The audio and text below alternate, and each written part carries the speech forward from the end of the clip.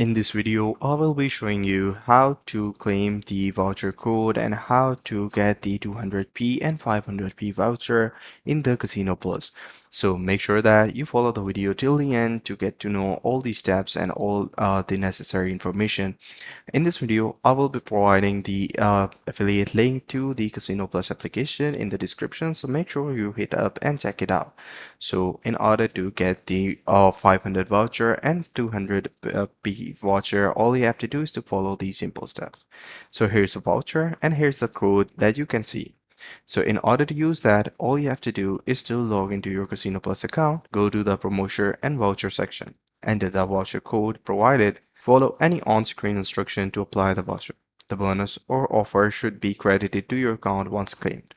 Make sure to check any terms and conditions that apply to the voucher, such as waiving requirements and expiration date. So once you have done that, all you have to do is to see the voucher.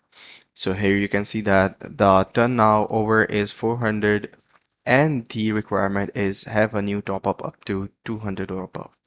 So the promotion code is right in front of you, 9236, and this is how you can use it. I hope you find this video helpful.